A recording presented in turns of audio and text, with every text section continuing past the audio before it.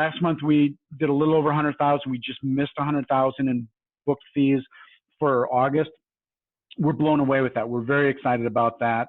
And, we couldn't be happy with the direction we're moving in. What's going on, guys? Welcome back to another interview. And this one's actually going to be a little bit different because I'm not interviewing a student, although he used to be a student of ours. But now he's one of our newest coaches. His name's Rickert, and he's absolutely killing it. He's working surplus funds right now in 5 different states. Last month alone, he made over $100,000 in net commission, not in overall deals. Not he closed $100,000 worth of deals. No, he made $100,000 in cash in hand for deals for last month. So he's absolutely killing it, to say the least. And there's not a lot of people in this world that have done have made $100,000 from surplus funds, let alone in a month. So we're super excited to have him. And I just want to make this clear to you guys: at Surplus Fund Mastery, we take your success. That's more important to us than literally anything else. That's our North Stars of business. So we optimize everything to help you close more deals and get your business truly started. So I invite you guys to join us. Anyone that's a member of Surplus Fund Mastery, we do coaching calls several times a week, as you know. Right now we're doing 4 coaching calls a week, one per week with Rick, who you're about to see his interview from. 2 others per week with David, Q&A calls, and then David also does a 4th one where he actually goes on and does live cold calls. He'll cold call your leads for you live on there and critique how he's doing and all of that. So we take coaching very seriously, if you can't tell. And with that being said, cue the intro, and here's the interview with the man, the myth, the legend himself, making over $1 million a year with surplus funds. Here we go.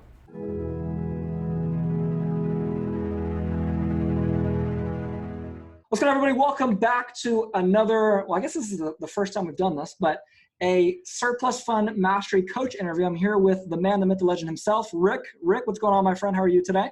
Good, Spencer. How you doing? I'm good, man. We're excited to have you. And it's pretty awesome because, first of all, you were one of our original people that came into our program. Now, this was, correct me if I'm wrong here, but this was in June of 2018, back when you exactly, June of 2018. Okay. And back then, I know you were in Arizona, and then you were looking to get it in California. And then we kind of lost touch for a while. And then, we reconnected, maybe 4 months ago now. And now you're in 5 states, right? We are, we're currently in, we just opened up Florida and looking to add other states as well. But Florida is that next one that we've opened up. So we haven't done a contract in Florida yet. So I'd like to say we're working it, but by definition, I don't really say I'm working it until I've done at least a contract there. Right.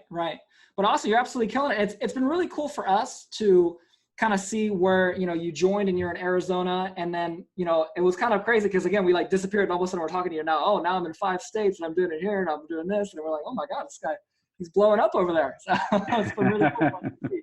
But also, man, first thing that I think we should cover is, coaching. And, we know that the way that you do surplus funds in every state varies a little bit, right? And some states Correct. It's completely different. Some states it's just minor differences.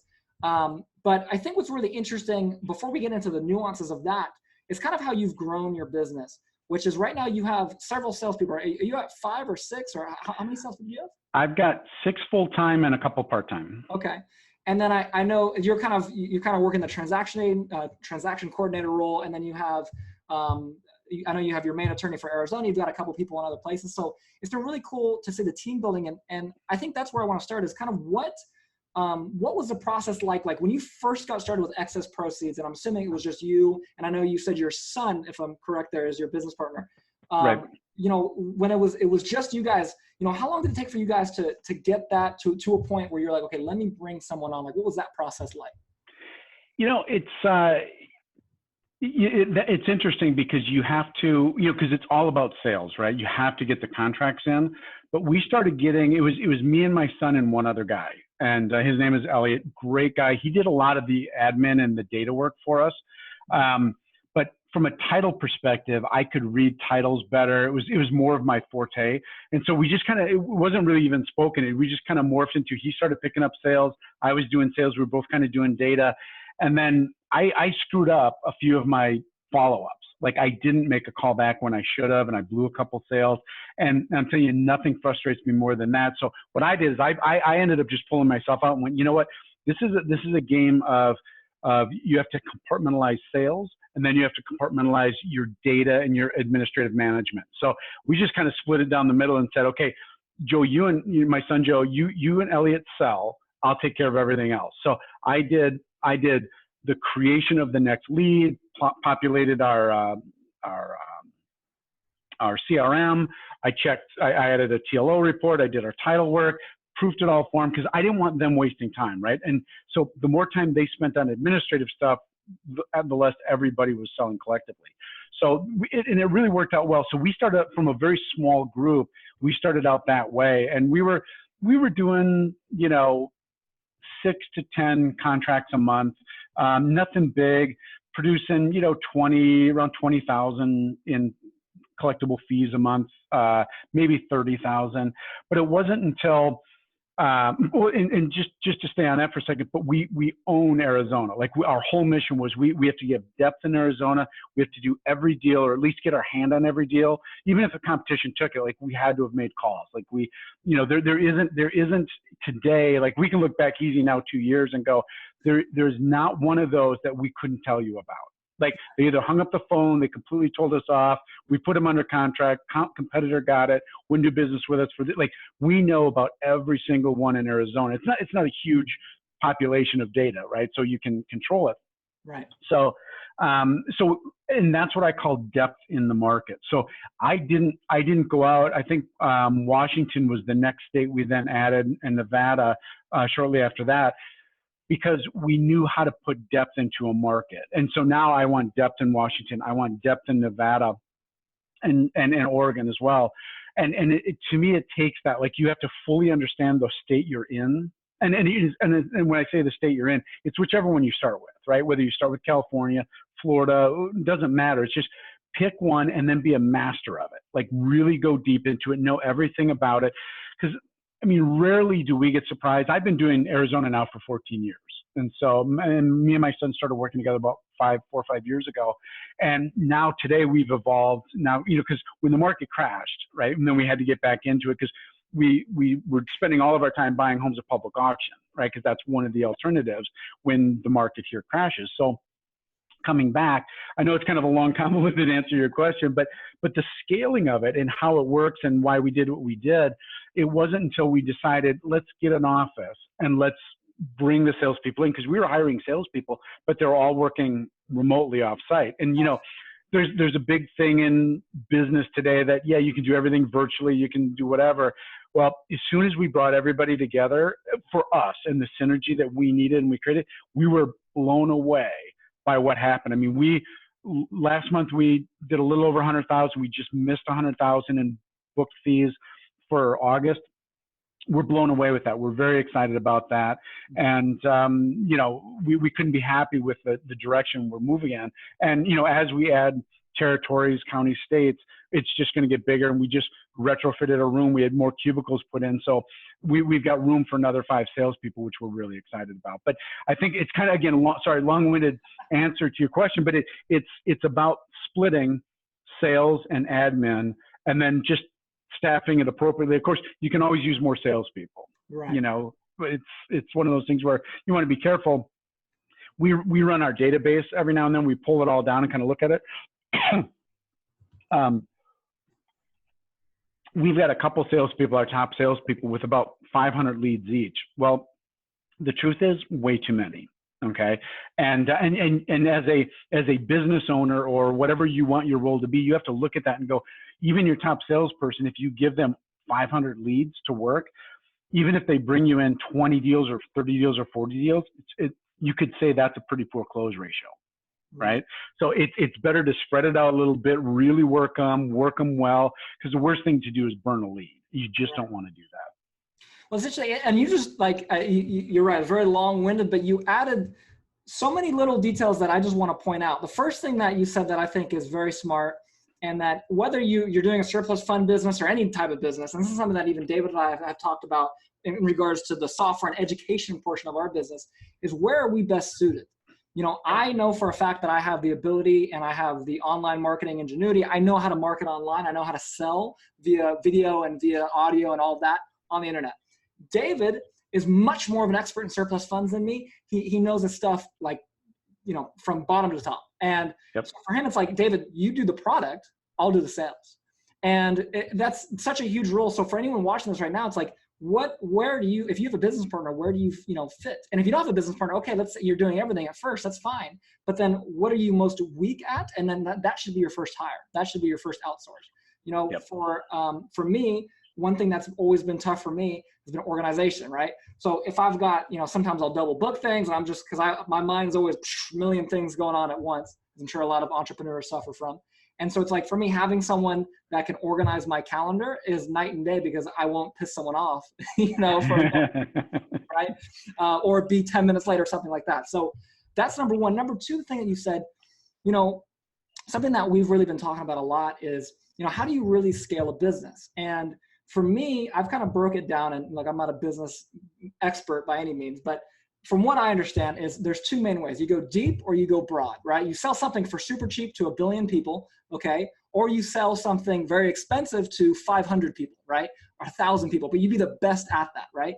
And so what you talked about is you went super deep with the state of Arizona. You became the #1 guy because you knew everything about Arizona ever. Stuff that you didn't even need to know, you knew anyway, okay?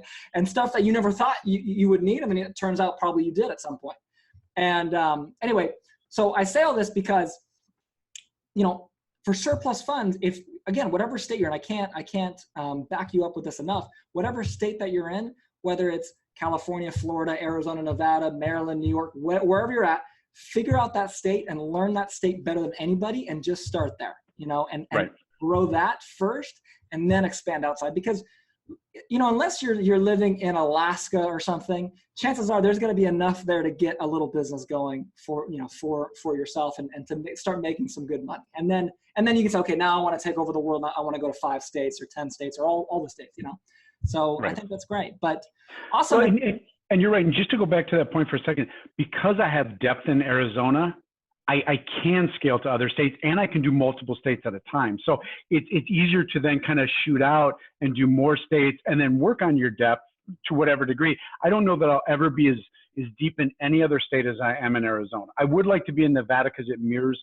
so closely what we do here in Arizona, that I feel like if I'm going to have, a depth relationship with, that industry in that particular state or county, it will be Nevada Prime more than any other one. But yeah, you really picked up on some good stuff, and kind of a refresher for me, but depth is so important because you can scale off of that. It's that knowledge, it's that infrastructure you build, because right now I can add another state without hurting anything that I'm doing, because I've got the admin staff and I've got the sales staff to do it. So it gives you a good base to work from. And the other thing that you've done, and this is something that I've really realized too, is like, as a business owner, what I do all the time, what I'm constantly trying to do is I'm constantly trying to build systems that I can then replicate, that are scalable, right? And so, what I've realized is, okay, you need client acquisition systems, right? That's marketing and sales. Everybody knows that, right? Yep. But then each business has its own separate systems you have to build. For us, a big thing is support. And I take pride in the fact that, our support's very, very good. We literally, every person that signs up, we personally have a support guy reach out and call them and welcome them to the program. And we take that very, very lightly. For you guys, I know a big thing is the legal side, right? In surplus funds, the big thing is the legal side. So, how do you build a system like that is scalable and something that you can depend upon, especially when you're going to different states that's, that are a little bit different, as we're going to talk about the nuances here in a second. And I think the secret is, like you said, is just start one place and build a model on the small scale, get it working consistently, kind of fix all of the little problems you have there, and then go to other places and grow it, And one thing that I think I've said to you privately on a call, and I'll say to everyone, is like, every problem you have at low scale becomes a gigantic, massive problem at big scale, right?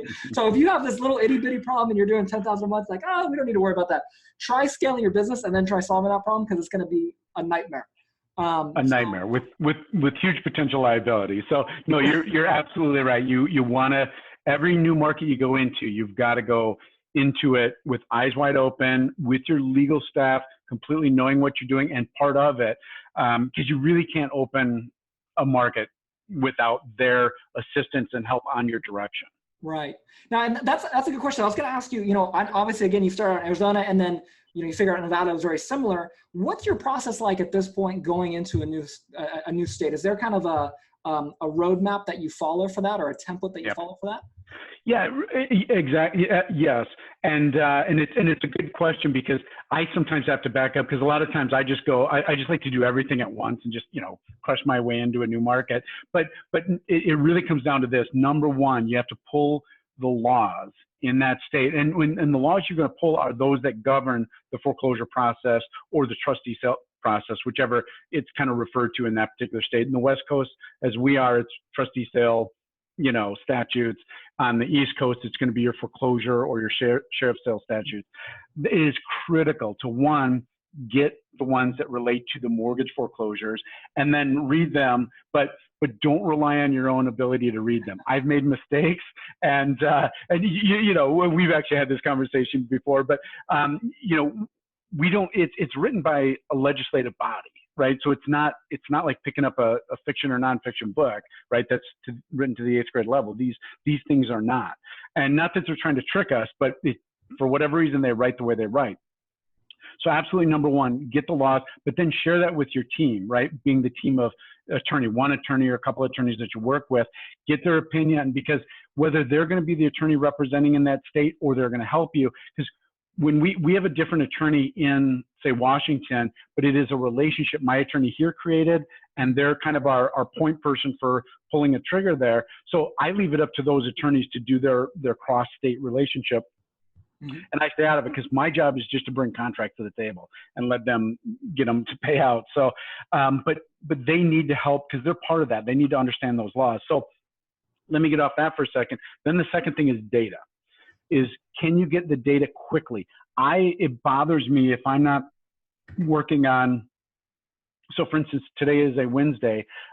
If I'm not working with the sale results for today, or I'm dealing with yesterday's. If I'm dealing with yesterday's, I'm upset, because I want to deal with auction results today, so I can process it, get my call reports done, or my my TLOs or my white pages, get that set up for my salespeople, and then get the title reports done. So I know that I'm not wasting my sales reps' time, because there's nothing more that slows down the process than them keep walking in my office going, man, I got another one that they said they have a line of credit and it's going to eat up the whole thing. And, and that may or may not be true, but it puts us, it hurts the drive of the salesperson. So kind of backing up, data, clean data, real-time data. And then, of course, then it's a matter of when I go into a new market, having my documents set up. I just do an extension of my docs. I research the homestead laws in that state and make sure I prepare that document. So affidavit of small estate, affidavit of death, all of those types of documents that we use. We just make sure we build a set for this new state. So our sales reps, they just pull it down basically from a Google Doc log, if you will, and then get ready to use it. So, so it's understanding the laws, building your data sets, making sure your salespeople know the nuance of it, and then letting them execute. So it's really that kind of simple, because once the contract comes in, as you qualify and make sure it's right, you turn it over to the attorney, and there's really nothing left to do. Right. And that's, it's funny, because especially people that are brand new to surplus funds, I tell them that, and they're like, what? They're like, you don't have to go and repair a property for 8 weeks and try to fix it and then try to put it on the market and hope it's up. And it's, it's one thing that we've really seen, and I don't know how much of this you've seen, but, it seems like wholesaling has become this, like the McDonald's, I call it the McDonald's of real estate, because it's like, oh, it's so easy to do. You just find people that want to sell their house for half of what it's worth, and then you put it under contract. But then people forget, well, there's a whole second part of that, which is once you have it under contract, you then have to flip the contract. And there's a lot of people out there, and David's got stories of this, where, people will wait until your contract is gonna end and then just go directly to your owner. There's people that will do all kind of shady stuff. And of course, you have that in every business. I'm not saying surplus funds is completely pure of that. But what I'm saying is, the nice thing about surplus funds is once you master the sales part of it and you get the other pieces in place, it's kind of just plug and play, because you're doing the sales part. As long as you have the data and legal side done, you're just sending them the stuff to handle on the back end, which is nice. I think the best business owners, what they do is they find really, really, really talented people, and then they just let them do what they're really good at. And I think a lot of people that follow me and that watch our that are in our program is like, they want to do everything they want to do everything by themselves. They want to be the solopreneur route. They want to work out of their office at home. And I think that's great to a point, but I think that caps you very early on. Did you ever experience anything like that where you kind of were doing everything, maybe early on in your career, you're kind of doing everything for yourself, and then you kind of realize like, I might need to bring in someone else, and I might need to scale this a little bit more other than just me? No, I'm absolutely. Because if you're a one-person show, you're not going to make. It's very difficult to. I mean, if your goal is to make $1 million a year, $2 million a year, it's really tough to do that by yourself. Unless you're, like you have a gift of marketing via social media and in that way, and that really is a gift. Like it's not my forte, right? And I wish I knew that, but it's not. And where I'm at in life and business, it won't be my forte, right? But you because that's scalable, right? I mean, there's a scalability in that, but outside of that, like if you're in excess proceeds, as we're talking, or investing in real estate, and we're kind of talking a little bit about wholesaling, you have to have a base, right? And it's not easy to do out of an executive suite or out of your home as a one-person show. And I mentioned earlier, when we all got together in one suite, I mean, yes, our overhead went up. Like our overhead probably, went up by 2x, but our sales easily went up by 10 or 12x. And we were even going, okay, now let's take that. Like let's go, okay, give it the nod, and now let's take it even further. So we've got really big goals for 2020. But yeah, I'm with you. I think there is something about, as you said, what are your strengths, what are your weaknesses, and really adding the people who complement that, and then growing. But they got to have like goals. I mean, they got to be on the same path. And sometimes people just aren't, even though you would think, hey, we're about making money or serving people, it doesn't always unfold that way. Well, one thing that I know we've talked about a little bit is, and I think, again, you just hit the nail right on the head, is, everybody that's a part of the team, they have to understand what the goal is. And there's this book, I highly recommend it for anyone that's really, serious about scaling your business. If you have a base already, there's this book called Scaling Up. And I don't know, have you ever heard of this or read this at all? I have not read it. But I think you might have mentioned it to me before, but I've yet to read it. It's a very good book. And again, this is for people that already have an existing business. If you're just getting started, ignore what I'm about to say, because this is not going to apply to you. But, the biggest thing that we've seen too, as we kind of bring people in, as partners, as, support people, as even the attorneys that we've been working with, just everybody, is everybody has to be in alignment with what is going to happen, right? Because and we've had this happen early on, we did, where it's like, okay, David and I are going in this direction, but then the support people, they're not, it's our fault because it's our business. So they're not really sure. So they're like, and they're slightly going 20 degrees this way. And the problem is business, the more people you bring on, it becomes a battleship, right?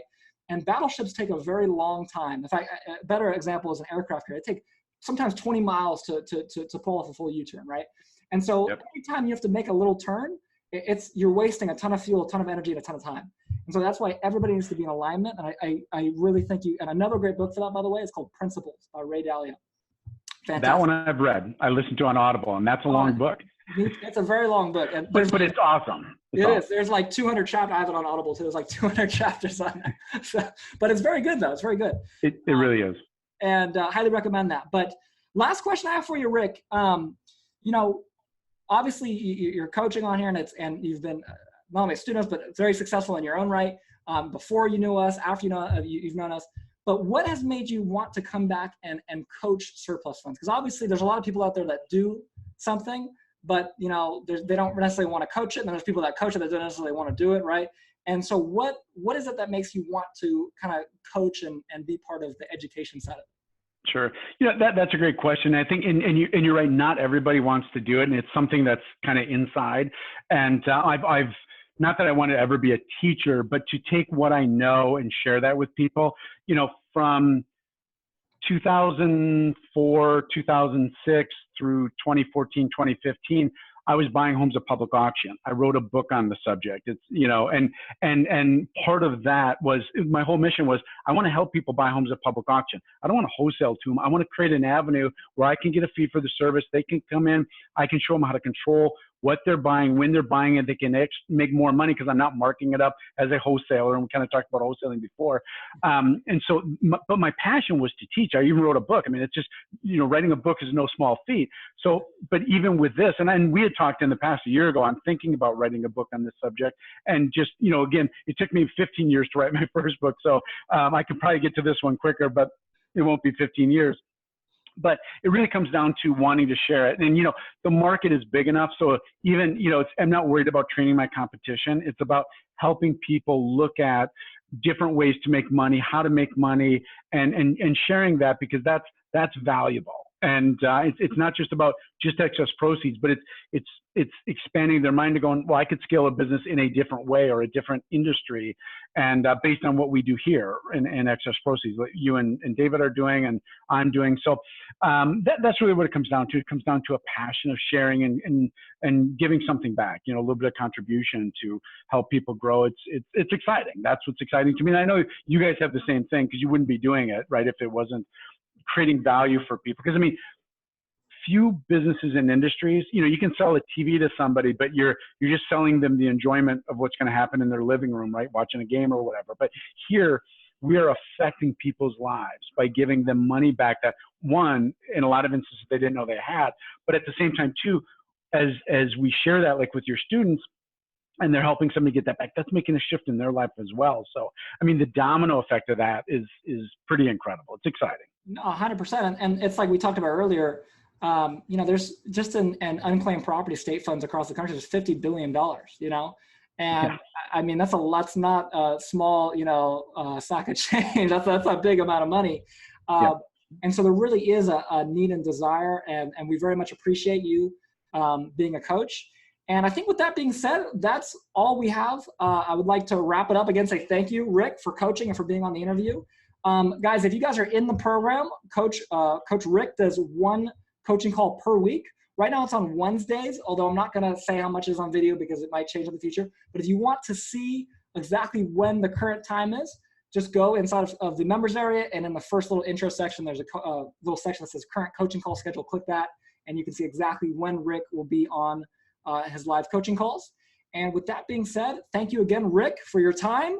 My pleasure. Thanks. I wish we had like a little button that was like a round of applause or something. But thank you again. And thank you to everyone watching. If you guys have not signed up for a free webinar, it's surplusfundsecrets.com. And with that being said, if you have, I'll see you there. And I think that's it. Take care.